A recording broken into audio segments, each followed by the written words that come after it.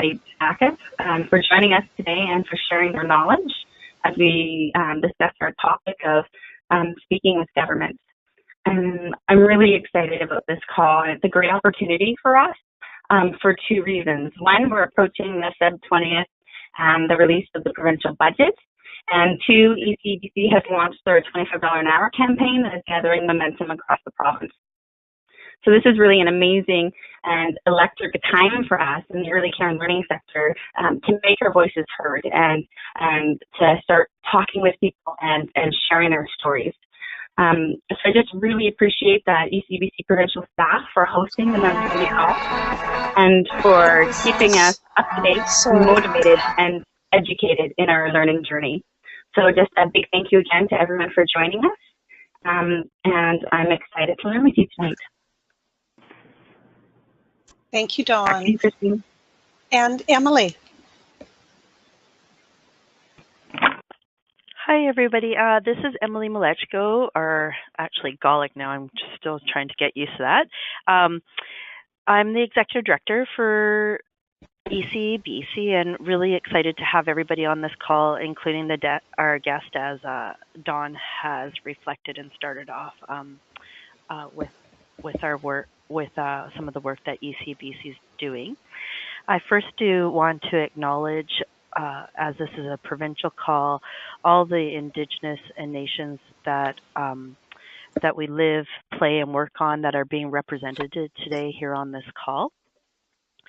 And just touch a little bit about some of the work that ECBC has taken on. And if you're a member, or because you're all members, you would have received some information, or also on our Facebook page, if you're on there, around our $25 an hour campaign that has just recently been launched, highlighting the work that is happening, moving forward with the provincial budget that's coming out February 20th. So we're really excited. You can find all the information on our website, as well as the links have been sent out to you.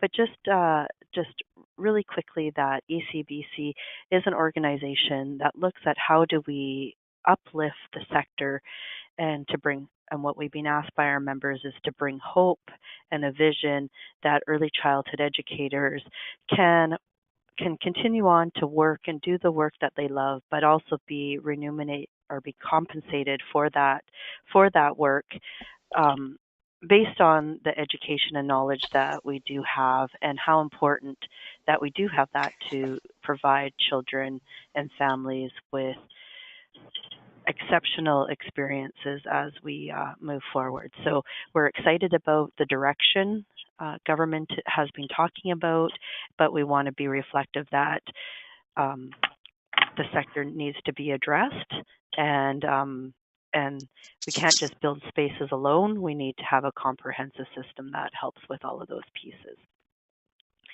The picture that Christine had up before was an announcement about our upcoming conference. So we're really close to having our conference brochure secured and ready to go out to the public. We will make sure that our members receive first dibs on seeing that brochure. We'll send out the link for that. We're going to try something a little bit different this year and not actually have a conference brochure. It will be all done online, but we will have a wraparound in the journal. So we're going to save on our environmental impact by doing that as well. So we're really excited about the conference that's happening at the first weekend in May. We also have our Leadership Day that will start off the conference, and so we know that this has been a big highlight for many early childhood educators to have that extra day of professional development. So I think that's it from me, Christine. So. Okay, well, thank you, Emily. And I'm going to open us up to the members. And so if you want to say a quick hello and tell us who you are and where you're located, I'll start with Christine Wilson.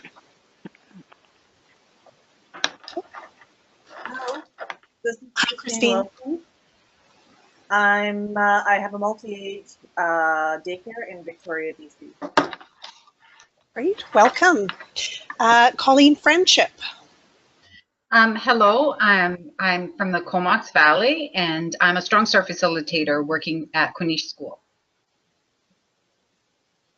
Welcome, thanks Colleen. Courtney Redekop. Hello, my name is Courtney Redekop. I am an ECE student at Okanagan College from Kelowna. Welcome. Dawn and Emily have already given their introductions. Friday Bailey. Hello, this is Friday. I'm an ECE up in Terrace, BC. I'm working in infant and toddler childcare and also supporting children with autism. Thank you, Friday. George. Hi there, my name is George Radner. I'm a volunteer for ECBC located in Vancouver. Thank you. Glenda. Hi, my name's Glenda. I currently live in Malha Nation in the East Kootenays and an ECE student and also working with a behavior intervention program. Great, welcome. Heather. Hi, I'm Heather Broad. I am calling from Nelson, BC. I'm an early childhood educator working at Childcare Resource Referral and in a licensed multi-age program. And I'm here with a fellow West Kootenay CBC member, Ashley Burns, who is actually currently unemployed because she cannot find childcare spaces for her children. Well, welcome to you both and thank you for sharing that. Leola.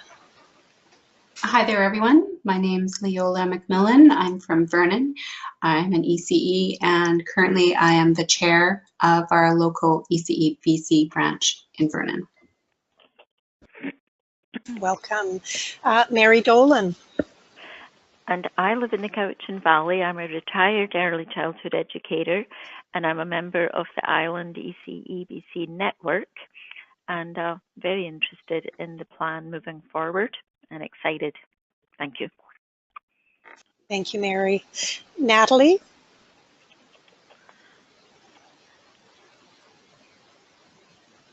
Natalie? It says you're self-muted. Hi there. Oh, there you go. Sorry. Okay. Natalie Lucas. I'm from the Slocan Valley. I run 2 children's programs here. Welcome. Sharon? Hello, Sharon Nazarov. I am from the Slocan Valley as well, Christova specifically, and I educate in a Strong Start facility in Robson. Great, thank you, Sharon.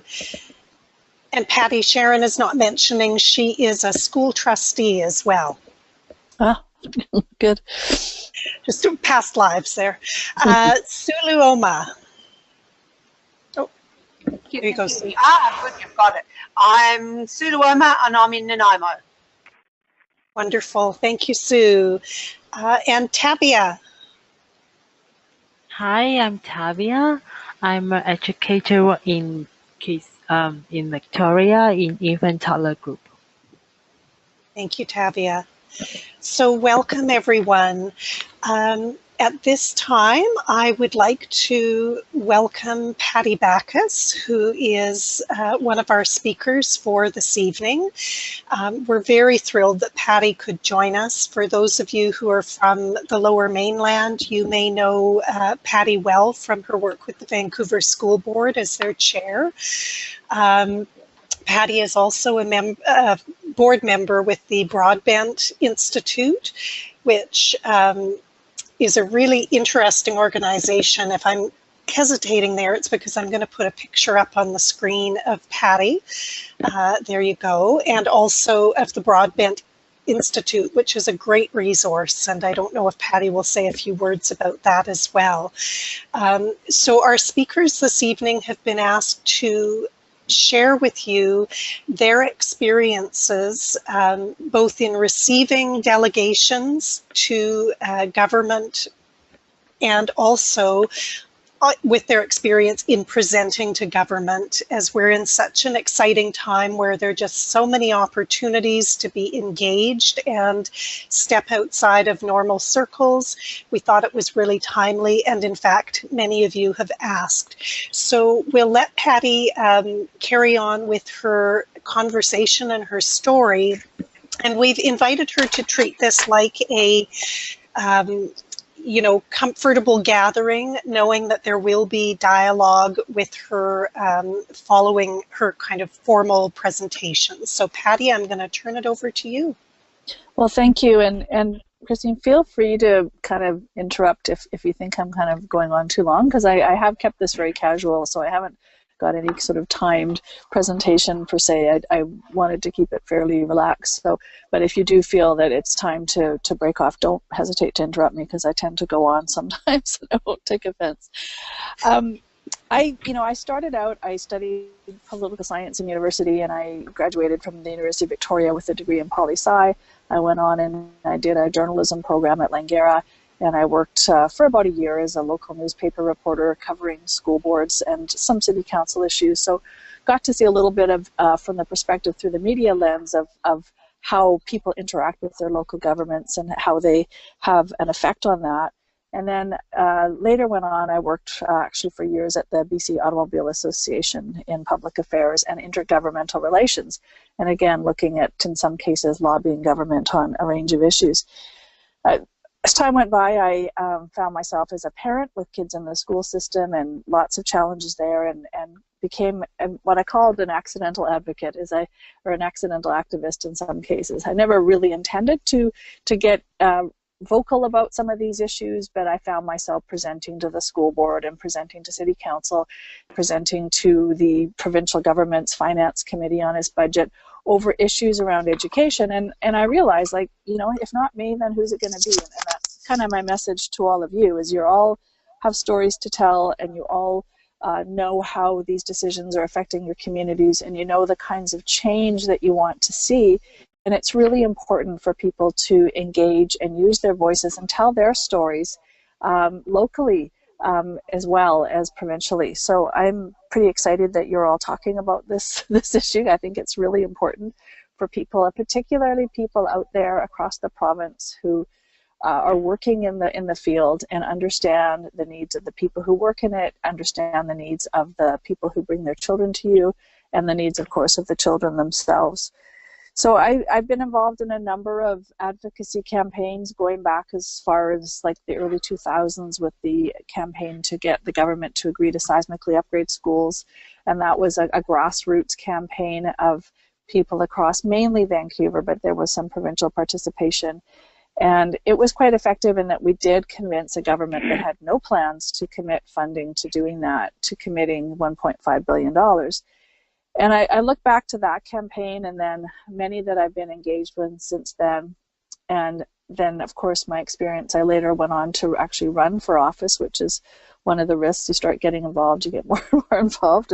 And I encourage you all to do that at some point. But, what makes a difference? Like, what did I hear that made a difference when I was in office, and what have I done as an advocate or an activist over the years that has been effective?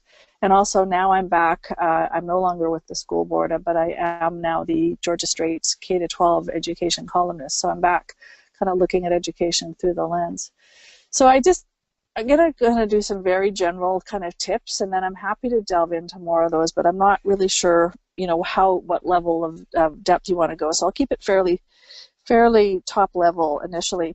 So my main piece is know your audience. If you're going to go and speak to a city council or a school board or a provincial committee or even other groups in your community, like, it's great to go out and talk to your local chamber of commerce, your board of trade, and other groups to build alliances to make them understand why your campaign or what you're asking for is important and how it benefits the whole community. I mean, building those alliances is really key.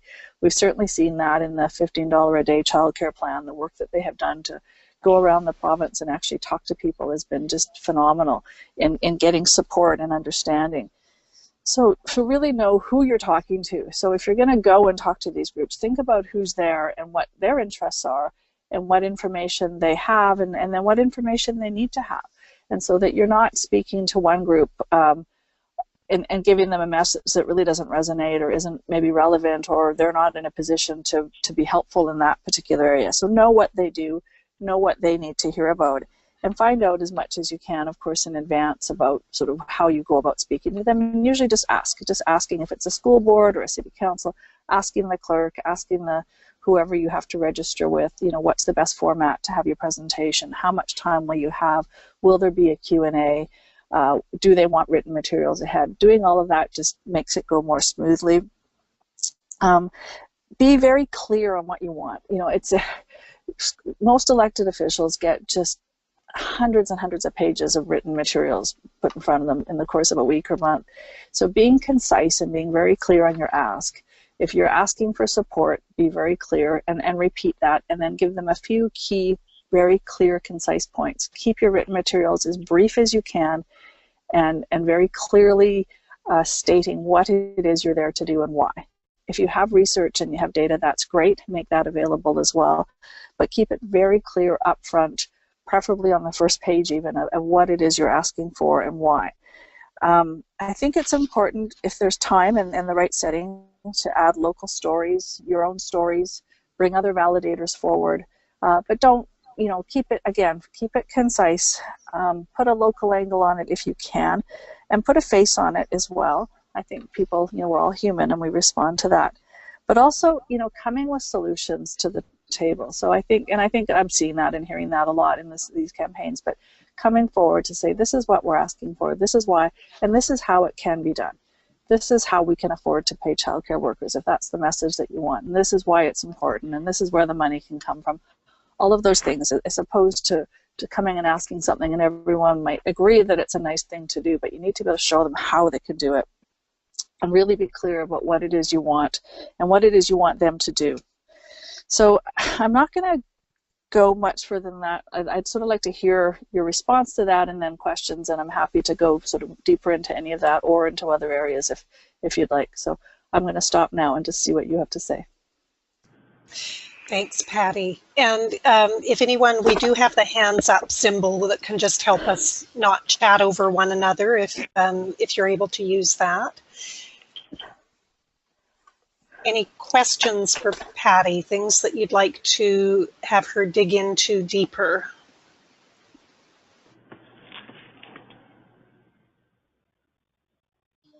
I have a question. This Friday. Go ahead, yes. Okay.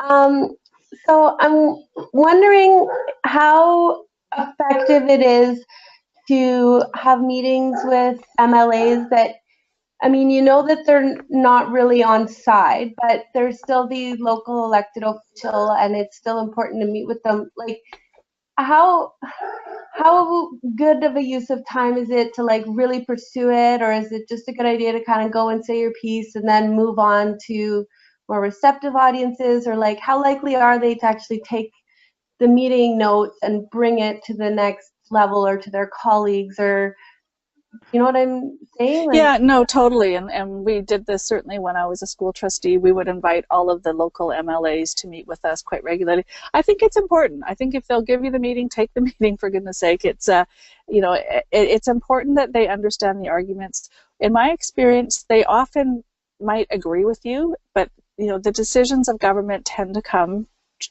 mainly from the Premier's office and the party. So but if they're a member of cabinet or even as a representative, it's important for them to know your arguments and why, and they may be more on side than you know. They may have a tougher battle at the cabinet table or in the caucus room, but it's important for them to hear your arguments. And I have actually, you know, behind the scenes, you often have alliances with people within the government, even in the opposition, depending who's in power, but people whose party isn't supporting you. But you can build some alliances, and they can be actually quite useful because they can sometimes provide you with information, and they can nudge things along, or you can clarify just misunderstandings. So I think it's valuable to, you want to be working across party lines as much as you can on the issue, and I think it's important that you make those efforts, and it is an opportunity to educate and inform. Some won't be much use to, there's no question, and it'll feel a little bit like you're banging your head against the wall, but I think it's important to always try. So I would encourage those meetings. You know, keep your expectations realistic, but it is an opportunity, and if you don't try it, you're not going to get any further ahead. Thank you. Thanks, Patty. Colleen. Thank you, Patty. A question I have is you talk about stories, and most people who are early childhood educators have lots of stories. So I'm just wondering if you can direct us a little bit about what would be some key things to consider when we're sharing stories. Well, again, I think it depends who your audience is. You know, it's going to be different if you're talking to a school board versus if you're talking to a chamber of commerce versus a city council or to a provincial advisory committee. But I think you want to talk about how, you know, you want to look at what their goals are and what they are trying to achieve. So if it's, say it's, I don't know, say it's a school board and you want to have kids do well in school, and you know they already know a lot of this, so I wouldn't belabor it too much, but talking about the families that come and how much of a difference quality access, and I don't know what your campaign's about completely, so you know, whether it's how critical it is for them to have access to quality early learning opportunities, how affordability is a key, how what a difference it can make in families' lives. We know that well-supported families whose parents are not under huge stress, their kids do much better, why it's critical, the kinds of families that are maybe working with you or trying to get care or using your services. But I would caution some brief stories are good, but not to go on too much, because sometimes that just becomes overwhelming and you really have to bring it back to the point. But I think it is valuable just to put a face and humanize it on, and that this is about kids. I always, you know, people all responsive to that, no matter what their political persuasion, always making it about kids and families and why this is, you know, whatever it is you're asking for is going to benefit them, and how what you're doing will benefit them and why. So, and then using one or two examples, and I wouldn't go on and on again at great length, because it has to come back to the ask. Great, thank you, Patty.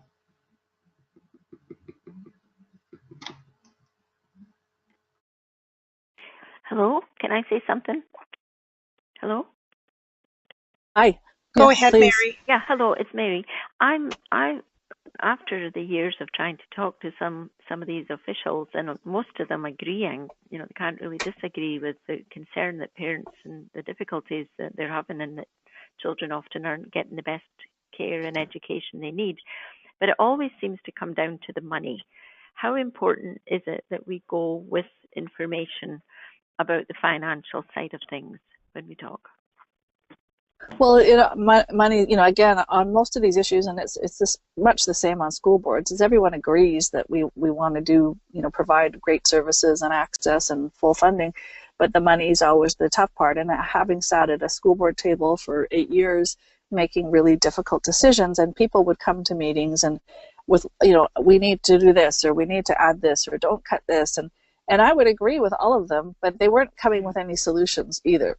And I actually had someone say at a meeting once, "Oh, just wave your magic wand." And I thought, oh, what I would give for a magic wand. But that's where I say, really know your audience, know where they have the ability to do things. It's not particularly helpful just to come and say, you know, we need to do this, when you know they have no money.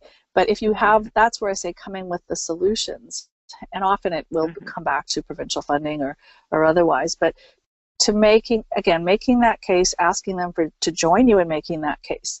But the money has to be there, and if you helping them make the case for funding it and showing why it makes sense to invest in this.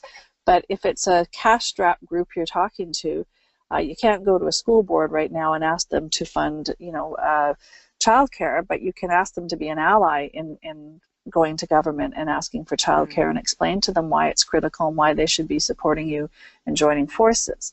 When you're talking to government, they do have the ability to allocate funding and making the case again. And often, you know, politicians and decision makers or other community leaders, they have to go back and convince their membership or their party, whomever. So helping them make the argument, asking them what they need. If they agree with you, say, well, what do we need to do to help you make this happen? What is it that they need? And really asking them what it is you can do to make it, you know, if you're all on the same page on the same goals, then how are we going to make it happen? and what do they need. Okay, thank you. Thank you. Yeah, thank you very much. Are there other questions? This is Emily here. Can you hear me? Yes. Oh, hi. Hi, Patty. I'm just wondering, I know like when you sat on the school board in Vancouver, when we presented the 10-a-day childcare plan, you were one of the very first school boards to come on board, and I'm assuming it was because we actually had a solution, which we never had before, to the childcare crisis. But, you know, and it was interesting being a newcomer to the city at that time and going forward with people that had connections. Do you think that's important to develop those connections before you go and present, say, at city council or a school board or other elected officials? Yes, absolutely. I think that, and I probably should have mentioned that in my first part, is building relationships is key. Finding your allies is really important, and I think that's been a big part of the success of the $10 a day plan movement is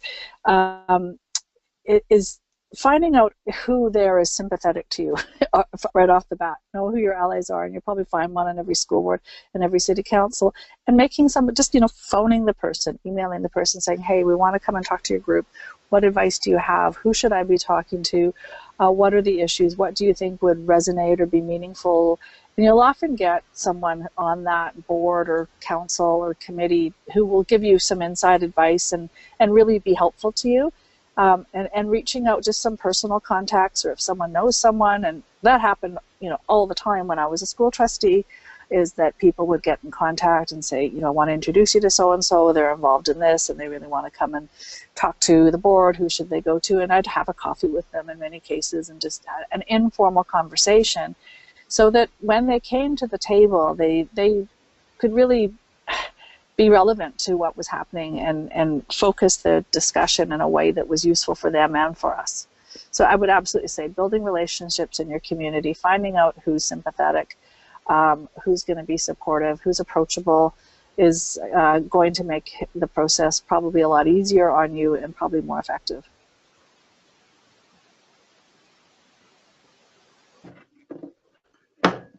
Thanks, Patty. Are there other questions? I'm not seeing any hands up.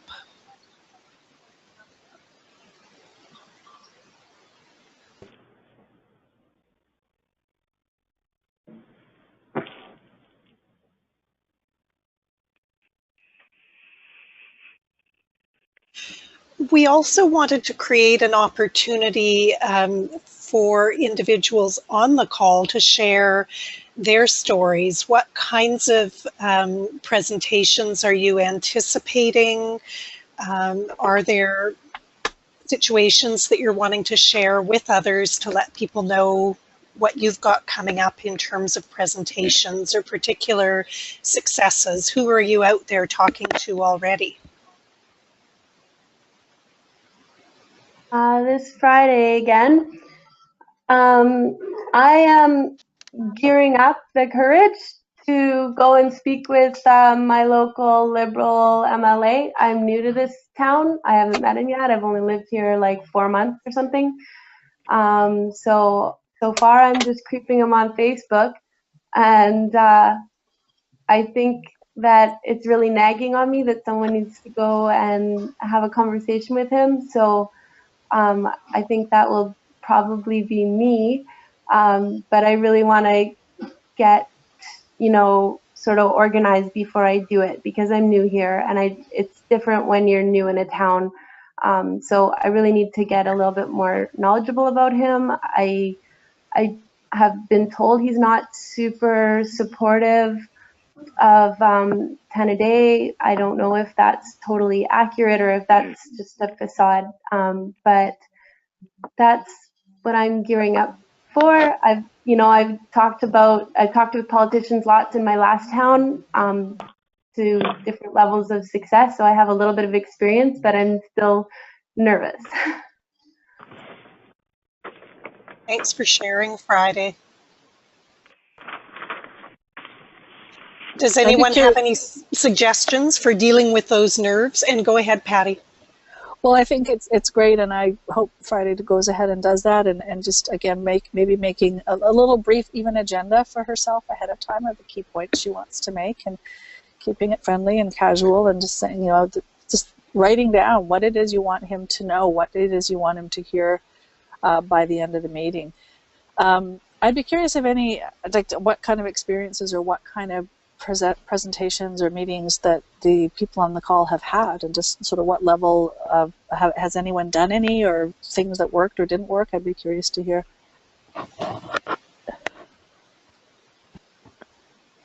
I could certainly speak to that. This is Mary Dolan, and so with 50 years of being there way back when things first started to happen for the field, and we hoped things would happen quickly. And so certainly in the last, I'd say 15 years, and much more so since 2011 when the plan came forward, we've been going to all levels of government up in this area and writing articles into the paper, of course, and building relationships so that people know where to turn. If there's an issue that comes, they will phone me or phone somebody else who has been involved in the childcare field for response, for comments on issues that come up. We've also used National Child Day as a venue for bringing forward to municipal leaders and in the newspapers, etc., and raising awareness about that childcare is a right. Quality care and early learning is a right of children, as is food. So parents need to go to work and sort of joining the dots as we talk to these official people. So my message would certainly be, and what my experience is, just be persistent. You just never give up. It's too important. It's too important for me now, as well as in my professional life. It's my own family life. Children need what we have been asking for. And then early childhood educators need to be recognized so that they're there to support families and provide it. So it's too important. Never give up, and always know that even if you're nervous, you speak up, because you're speaking up for the children and families who at that time don't maybe have a voice for themselves. Thank you. Great. Thanks, Mary. And I see a couple of hands up. Heather? Hi there, this is actually Ashley Burns. Heather and I are on the call together. And I just wanted to share something that our branch did last year in June for the West Kootenay Boundary ECBC. Is myself and a colleague, we both went to go speak to the Rotary Club in Nelson. And our plan was to go, as we were both parents, and we took all 5 of our combined children with us because we couldn't find childcare, and kind of use that as a platform. And we spoke to a demographic of people who were retired males who had no idea that this childcare crisis existed. And so what came from that was they just wanted to learn more about the 10-a-day program, and just more about the crisis. So what we've been doing is just kind of stepping back and educating ourselves, trying to expose early childhood educators within our own community. And things of that nature, I suppose. That's great. This is Heather now. It's interesting, we're talking about educating like our local government about the changes that need to be made. And as Ashley just mentioned, a lot of our fellow educators within the field don't really seem to know a lot about the 10-a-day plan. We're still meeting people that work within the sector who don't really know about the things that are going on. So that's sort of part of our focus as well, is how we can get that information out to our local and fellow educators, and so that we can have a stronger voice together. Thank you both. And I see Colleen has her hand up as well. I do. I think for me, I'm quite comfortable talking in front of a group, talking about the work I do, doing presentations.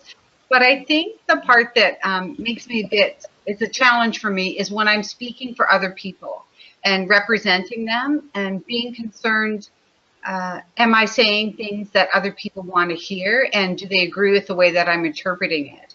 So some of the suggestions that you gave, Patty, I think will help me to feel more comfortable with that, but that is a challenge for me. And I think because it is political, it's not my comfort zone. I can talk it, I can walk it, I can, do all kinds of things around it. But when I'm representing the voice of other early childhood educators in my community, I do feel more nervous than any other kind of presentations that I do.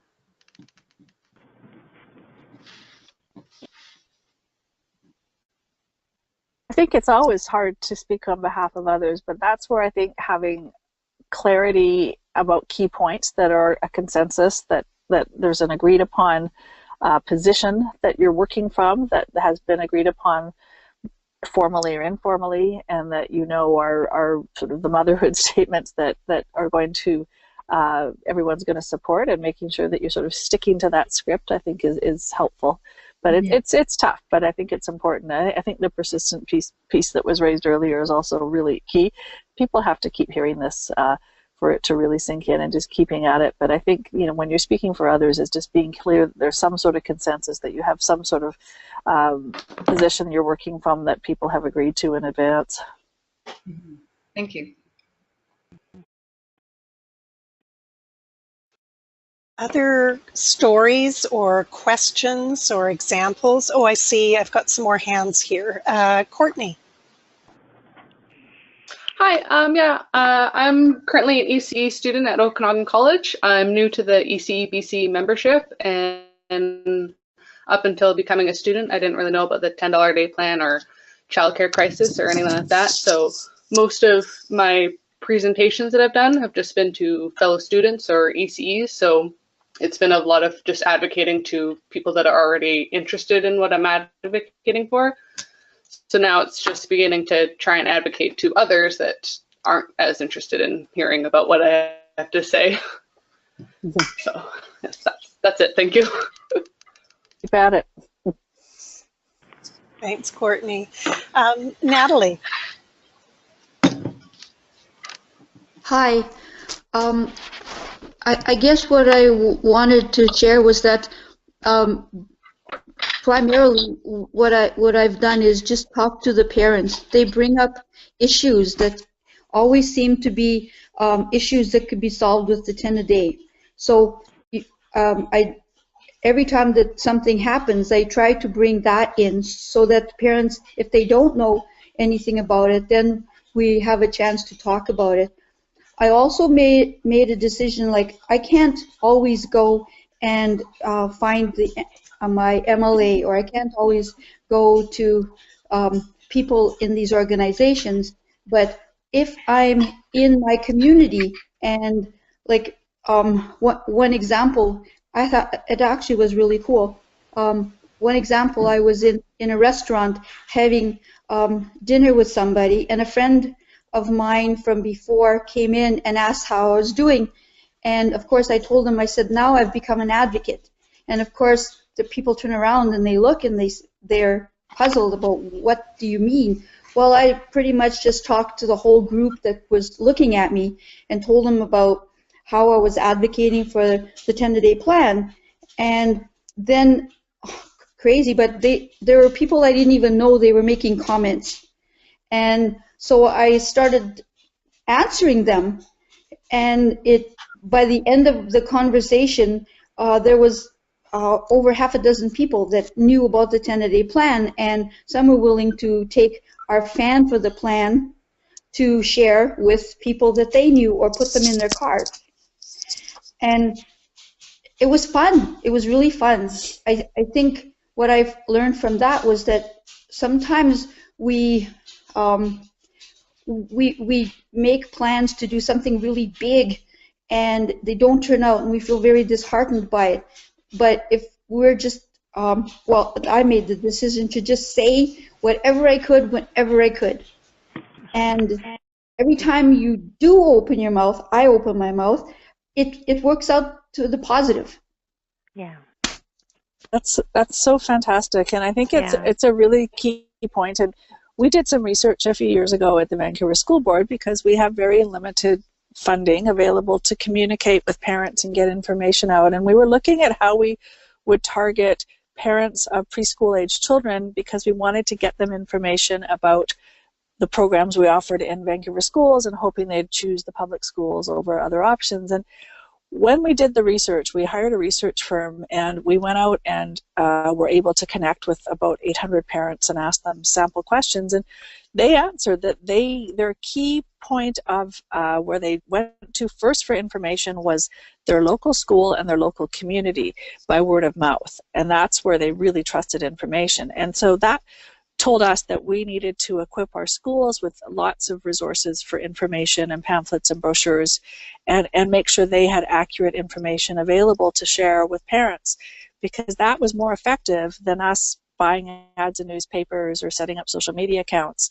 Is parents were, that's not where they were going. So that, I think, is really key, and I think it's probably transferable to what the work that you're doing is that parents talk to other parents, they talk to people in the childcare area, in preschools and other options, and that's, the word of mouth is really powerful, and you as professionals in that field have a lot of influence in your own networks. We call them sort of key communicators, people who can communicate out messages to family, friends, neighbors, and spread the word that way. And that is really powerful. It's and it, as you say, it's fun, and it's it has a huge impact. Just being out there, giving people accurate, solid information and persuasive arguments that they can share with others, and you're building alliances and you're building support.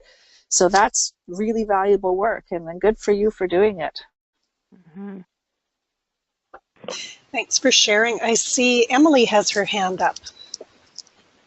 Hi. Yeah, I was just in response to some of the other feedback, specifically with Courtney and engaging her peer relationships. And I think that's really important because being involved with the plan since the beginning, I kept thinking, oh my gosh, like we have gone out, so, you know, the strategies we've implemented to educate communities, early childhood educators, parents, grandparents, all of those people, I'm thinking, how can nobody know about this? Why are there still people that don't understand it? And I think part of that is because there's new parents, there's a whole new generation of parents, there's new students, there's new politicians. And something that was really important for me to understand and to learn through this process is that we had to stay the course, because we had members come to us like, well, in this election you didn't get what you want, maybe we need to change the direction and do it this way. But because we've been able to stay the course, have a strong partnership with the Coalition of Childcare Advocates to get those messagings out, but really the key elements have never changed. And I think that's one of the important messages. So even, you know, this $25 an hour campaign is one element of the 10-a-day plan that we've proposed out, because we need to talk about what this means for the sector, because we know the whole province is in a crisis because there's not enough educators. People are leaving, they can't stay, and you know, there's evidence here right on the phone. And I think for me that was really important because our sector itself talks about it's been so long, nothing changes, but something fundamentally changes, and we have this opportunity right now to continue with that momentum.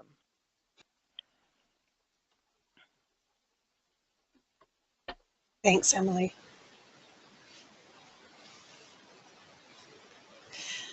Other stories or questions? I think I've gotten all the hands that were up there. This Friday, if I can just speak one more time. So I had an experience where I had to really chase down an MLA. It took me 4 months to get a meeting with him. He canceled every meeting over and over, and I just kept on it, like you guys were saying, to just be persistent. And I knew he kind of just, I wasn't a top priority really. But anyways, we met, and I was impressed that, like some of you guys said, you know, that maybe you don't, you know, we're used to relying on going to Emily or going to Sharon or going to different people who are, you know, mentors to us for information. And I was impressed with how much I actually was able to respond to him with solid facts and information. And And I felt like I rocked the meeting in the end, you know, like he everything he kind of brought up, I was able to respond to. And so sometimes I think we all need to just have courage, and you know, it's easy to say like there's somebody who knows more than me, and there's maybe always going to be people who know more, but it doesn't mean that we don't play a critical role. And so like it's important for me to remember that, and maybe that's useful for other people on the call too. Thanks, Friday. And it's great to hear your success stories and what people are doing as well.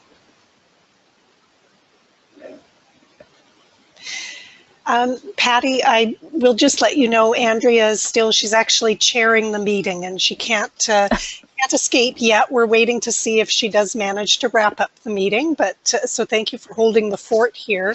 I had a question, now that you've switched back really to your journalism side of things, how can our group harness the expertise and the support of the media and journalists in this work that they're doing? Oh, that's a really good question. You know, anytime that, you know, most journalists are looking at writing about it or doing a radio show or whatever it is that they do, they're looking for something newsworthy and new, or some sort of a conflict. So it has to be, you know, it really helps. We sort of call a hook to hang it on. Like, what's the hook here? Why should I write about this now? So it's helpful to have some very concise briefing material. One thing that is really important for most media is to have people lined up who can speak to them. So that's a really slightly different than in other cases. So they like to have someone to quote, and that's putting a face on it is really important for the media. So if you want your local paper or a radio station or a TV station to do a story on what's happening in your community or why people should be supporting the plan, or, you know, you could tie it into something newsworthy like the provincial budget, for example.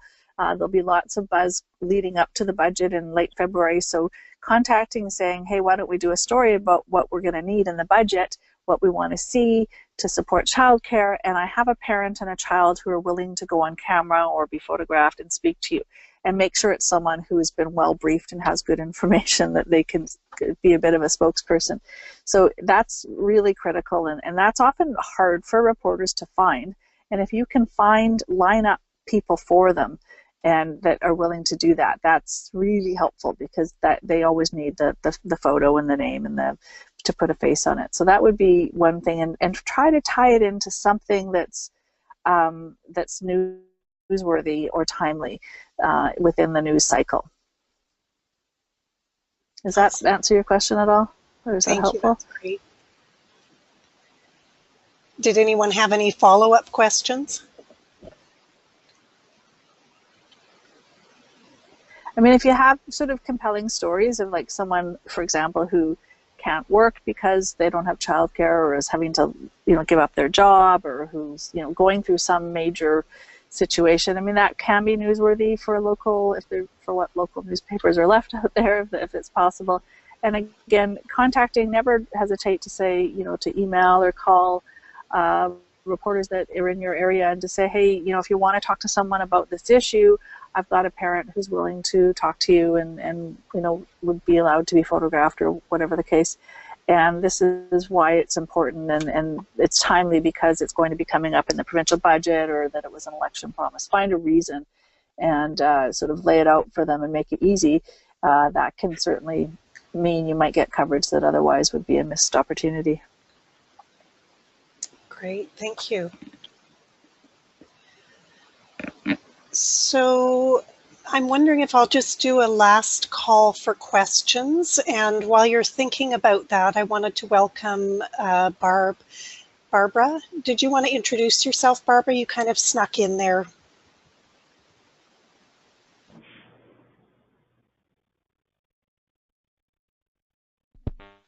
Hello? Hi. Oh, hi. Sorry, because I had the earphones on. Yeah, my name is Barbara. I work at the UBC Childcare, and I was just interested in what was going on. Before, I used to work at Step by Step Child Development Society, which is in Coquitlam, and there was a lot of parents that couldn't afford childcare. And I was more interested in what the government's budget, what's going to happen. So I'm here I'm just taking notes, and like how I heard Emily and the other ladies that were in, that they were talking about how to speak to an MLA. And it's true, as some of you say, it does get nerve-wracking, because for myself, it's just speaking to the person and telling them about the $10 plan. And for me, telling parents that some of them don't know about it, or some of them will advocate but not really. So that's the hard part, how to encourage and inspire other families to do that. I think, yeah. Great. Thanks, Barbara. You're welcome. And is there anyone who does have stories about how they have been successful and in inspiring parents to speak out?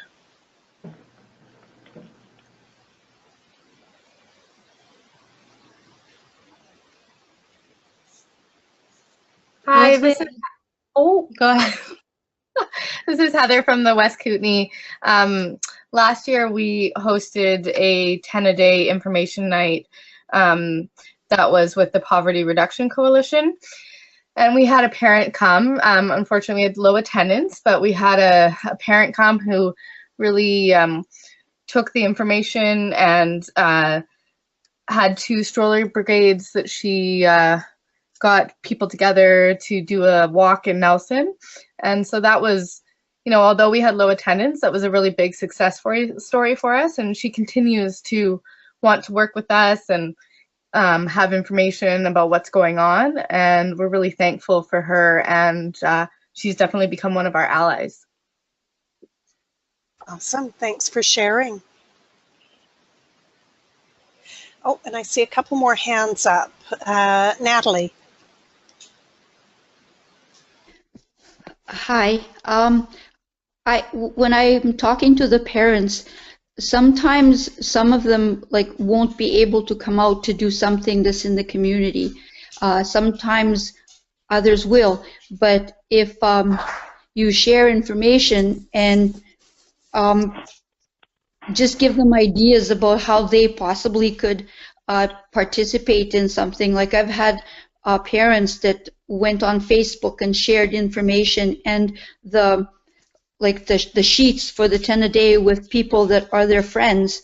There's others that brought their children, and we had a march in Slocan through the community, and we had the mayor come join us in the march too. I guess what I'm saying is not everybody is going to want to do what you're hoping to do, but if you can find out ways that they can be included in the way they can, it's going to be a lot easier for them to step up and, I guess, be more flexible. Great. Thanks, Natalie. Heather, I think your hand was up.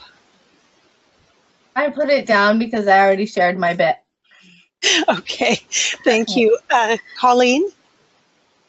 I just wanted to share, last year in the Comox Valley, we held a rally to support the 10-a-day plan, and it was a wonderful opportunity to collaborate with a community, with North Island College, who came with their students and faculty. Charlene Gray spoke about the 10-a-day plan. I spoke about my experiences as a lifetime early childhood educator, and we had a parent who spoke about the challenges of obtaining a quality childcare as well as the benefits that she experienced. And I think that having a parent speak about their experience really supports what we're advocating for in a way differently than we can as early childhood educators. I think we need to continue to advocate for ourselves, but I really think that when we can get parents on board, I think that that's just another bonus to it. I'm also wondering about, just as we're talking tonight, it would be interesting to hear stories of employers who are not able to get staff because they can't have staff because staff can't find childcare, because that would have huge economic effects. So it'd be interesting to ask that question in our communities. Thank you. So at this point, I'm wondering, Patty, do you have any other closing comments that you would like to add, or just say by way of wrap up, and anything you might like to add about your work with the Broadbent Institute? Well, first, thank you so much for having me on this call tonight. I appreciated the chance to talk with you, and I'm a big supporter of the plan, so I'm hoping you're all going to be successful. And just, again, I think the persistence piece, I think, you know, people get nerves, but don't worry about that. I mean, don't let that get in the way, and don't be self-conscious about it. Lots of people are nervous when they come to speak and do public speaking, especially, and everyone's fine with that.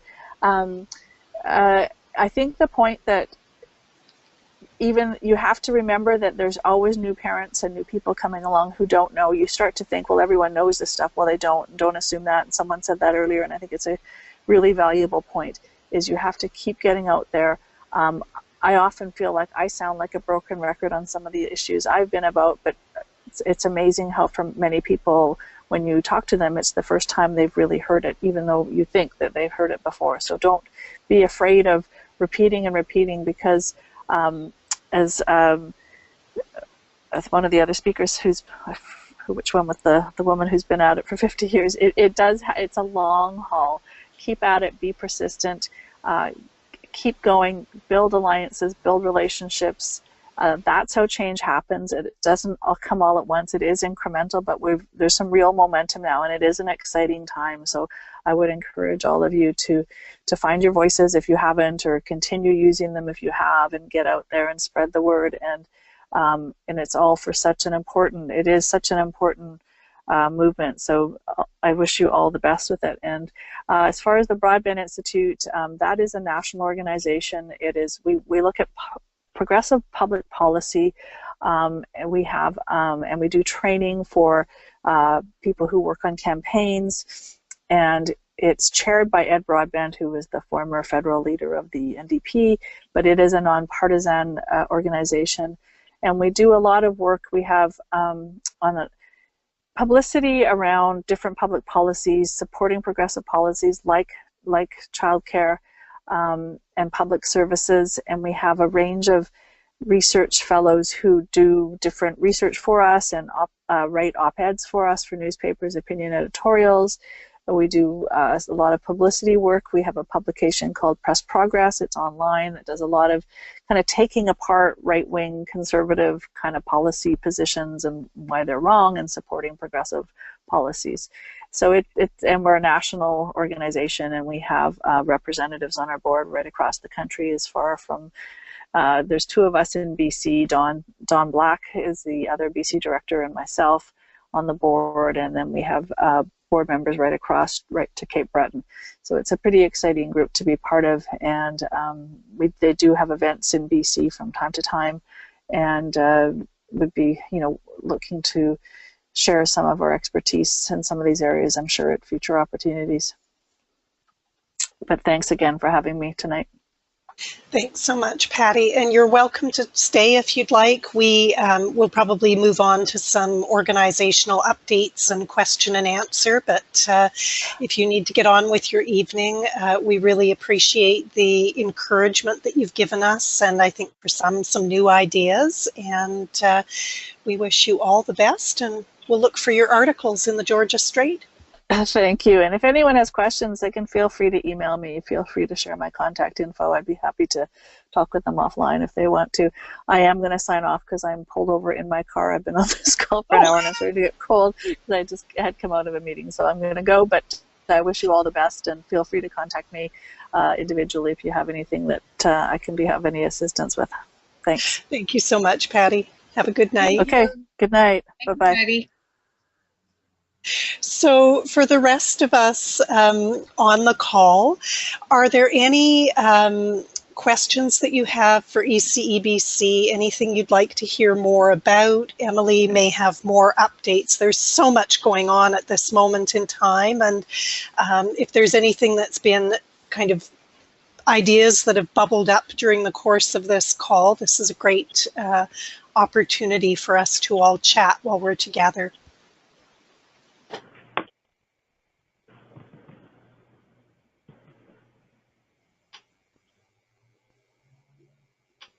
You're all very quiet all of a sudden. And welcome, Carol. I see you've popped in from somewhere. Carol, do you want to tell us where you're from? No, Carol's got herself muted. Hi, Christine and everyone. I'm not sure how to put my hand up. This is Sharon. Hi, Sharon. I just want to thank you for having Patty join us today. That was really informative and really wonderful to hear her. So thank you so much for arranging that. Oh, you're most welcome. Oh, I'm from Campbell River, Carol Poe. Oh, hi, Carol. Hi. I'm sorry, I was trying to log on and I forgot my password and it took me a while to get in there, guys, but I want to show my support for all you guys. Now, what bits of the conversation I got, it's awesome. Thank you. Thanks for joining us. So just a couple of things while we're thinking here. Emily touched briefly on the $25 an hour campaign at the beginning of our call, and I've just put up on the screen, I hope you can see it there, we do have a hashtag, and I've just pulled up Lynn Reside's post. So the hashtag is ECE and the $sign 25 an hour. So we're hoping, we've seen lots of great discussion happening on Facebook, and we're hoping to see that translate over using the hashtag to Twitter as well. So we encourage you to get your stories up there and keep the dialogue going and let us know what's happening. Is there anything that anyone wanted to share about what they're seeing with the $25 an hour campaign in their communities, or the materials getting used out there? I haven't seen much at our place yet, but our coordinators are actually starting to share things with us, which is awesome. Great, thank you. We're having a workshop tomorrow night, so we're gonna have a table set up with information and engage people at the workshop. Great. Has anyone put their story on a video yet, or are the templates being used? I haven't noticed any. Sorry? I haven't noticed anything yet. Oh, not yet. Not yet. Okay. It's Glenda speaking, and I just wanted to make a note that just again, I think just reminding ourselves about information, but right now the BC government are doing community meetings on the BC poverty reduction strategy. And if you go to their website, they've got a list of upcoming meetings, primarily happening in January or February. And I think all of our information here, the 10 a day, the $25 a day, are all great topics to be ensuring that we're taking to those poverty reduction meetings. Great. Thank you. And on that note, those meetings are happening during the day when most of us are on the floor. So they really need some ahead planning of if you can get a sub to attend the meeting. Yeah. So if you can't attend during the day, you can go to the website and you can provide your comments online. Awesome. Thank you.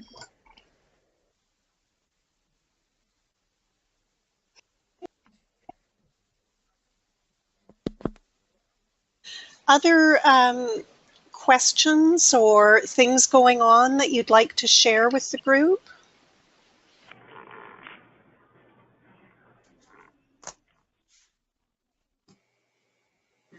Hi, this is Heather again from the West Kootenays. We have decided to, from just talking with some other branches and some of our members, to put a workshop on at the same time as our next meeting, which will be on January the 29th. And we're going to be doing a drumming workshop from someone from a local Aboriginal organization called Talking Little Feet. And we got a huge response to it. And I feel that going forward that this is a really great way for us to get people engaged in coming to the meetings.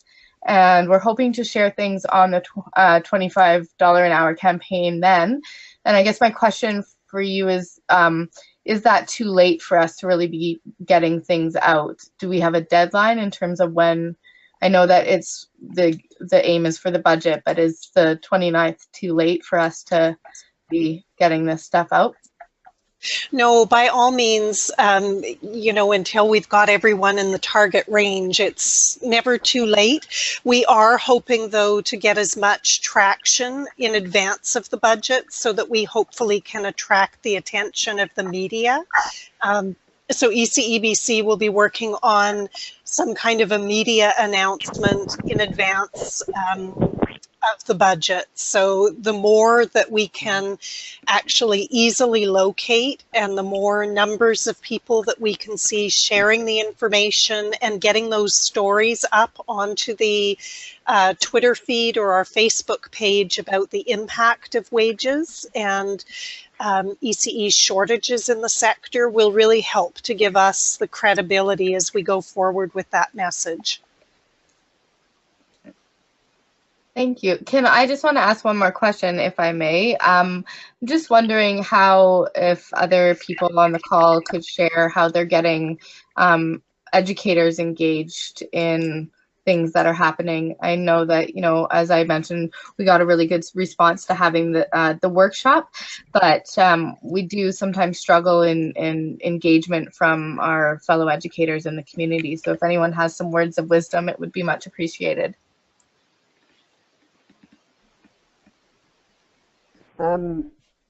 This is Carol Pole again. We're on Vancouver Island, and I find it hard with, you know, we have to budget with our daycare to get on to like Vancouver and other areas to join workshops. I wish we could have a few more day workshops closer to us on the island, and that makes it hard for us.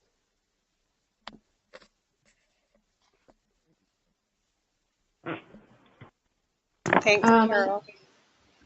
I see a couple of hands up here. I've got George. Hey, this is a little bit kind of off the topic that we were just discussing about the 25-day plan. But I just wanted to say, like, I think as the only one who's perhaps not an early childhood educator or even a parent on this call, so I'm just a student. Yeah, I just want to kind of say how I'm also, I'm also hoping to contact my MLA, and I think I'm hoping to make it known that it's not just people in the sector and parents who care about this issue. The BC childhood crisis is like truly a societal crisis, and I really want to say how much I stand by you all for your work, and particularly the advocacy work that's happening now. And yeah, hoping to continue to support the $25 an hour campaign and all other pushes to get the government to finally recognize this issue. So kind of more of a thank you, and yeah, I'm with you. Thanks, George. And for those of you who haven't met George on another call, George has been very helpful to us in pulling together the package of materials that you saw, and he did a lot of work on the myth-busting campaign. So thank you for joining us and listening and helping us weave the dialogue into the materials that are moving forward. Emily. Now I'm trying to remember what I was hoping to say. What I really wanted to make sure that people understand, or maybe not understand, is that from our perspective, we aren't anticipating that government is going to fully implement a $25 an hour average in the February's budget. So we don't know exactly what that's going to look like, but what we are expecting is government will make a considerable commitment to move that forward. And I think that's around all of the elements of the 10-a-day plan that increases it. So that's why I think it's so important for us as educators to talk about the $25 an hour, about what's best for children and families because of our experience and expertise. Because, it's a 3-year plan that they are proposing with a 10-year strategy. So we have to keep them on task that, if they recommend, okay, every early childhood educator gets $2 an hour or $1 an hour or whatever it is, well, what we're expecting, that's just the first indicator, and we have to stay on top of them. So that's why the $25 an hour campaign's really important. And then for the questions around, like, how do we engage other early childhood educators? I know that this has been a struggle in all communities, this feeling of isolation and not feeling connected. And we're finding now that government has said, we are going to do something. A lot of people have a lot of misinformation and are interested in what are the truths around the 10-a-day campaign, or lots of people just have assumptions about what it's about, like, oh, it's only to reduce the parent fees, or you would only get $10 a day to look after children. All of those things which are within our Mythbusters are ways that I think is able to engage the sector itself. So if we can find a variety of different connections, I know a number of our members they go onto our Facebook or other social media, but they share it with other networks that they have, and we find that might be a place. And we are still open, ECBC and the Coalition of Child Care Advocates, to come out to communities and talk about the 10-a-day plan. So if there's an area in your community that you think that this would be a great, people are interested in hearing about, whether we do it by a webinar or somebody from ECBC or from the coalition can come out into your community. And if it's even been done before, we're willing to come back and do that again if that's something you think is worthwhile. Thanks, Emily. And I've just put, in case you haven't seen where those links are, underneath the Myth and Fact campaign sheets, there are 2 new handouts. One is the BC Budget 2018 First Steps, and the second is fee subsidies are not the answer. So some of when Patty talked about having shared common messaging that had been agreed upon, there are materials there that you can access. Colleen. I'm sorry, I was trying to take notes. When people were talking about ways to engage members, I think that we've had a similar experience as other branches. To have a meeting, just to have a meeting, it's me and the rest of the executive that comes out, and that's about it. But as soon as we tie it to some kind of professional development, that's when we have more people attend. And I think for us, that's the model that we're going to continue to go with, because it seems to work. Thanks, Colleen. Are there any other questions or comments or things that you'd like to bring forward?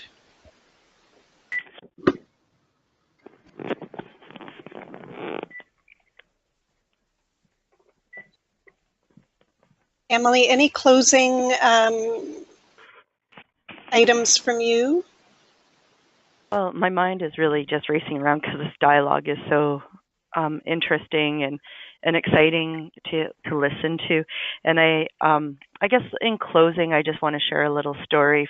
And some of you might have heard it before, but many of you know that I I worked for about 10 years in the Northwest, and I started advocating really for children with additional support needs because it was really hard to access services. And so lots of things were happening. And I was really fortunate to have a really great MP that was willing to come to our program. So I don't know if any of you know Nathan Cullen, and very much in a nonpartisan way, he approached the subject. And I said, how do we move things forward when things seem so bleak? And this was, a lot of years ago now, because I've been here for almost 8 years. And so it was probably, close to 10, 15 years ago that I was talking to him. And I'll never forget that he said that, Emily, when I go go to Ottawa and go and see my emails. I get a binder of all the correspondence. And he goes, I have about,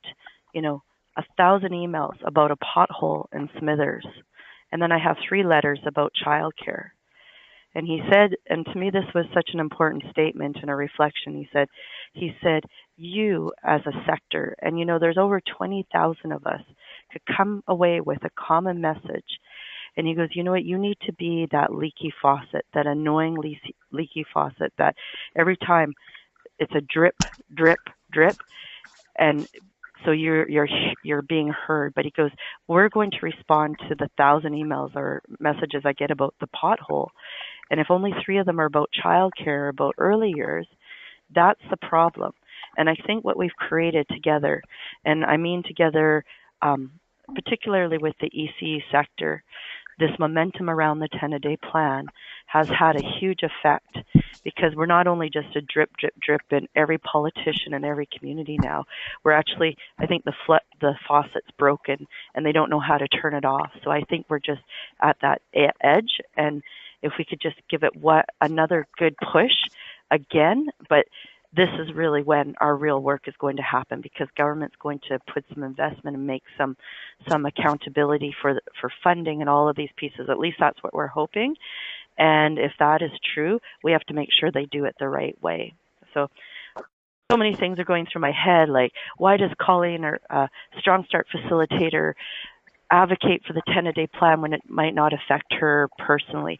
How do other people like George do that too? I think that's such an interesting story and a take on that we can share. How do the story of Ashley not being able to go to work because she can't find childcare?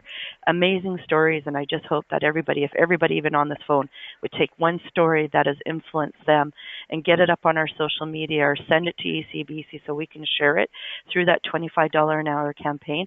That's, another 20 more stories we might have to share with government too from a provincial level. So just to consider that would be a wonderful contribution to make to this cause.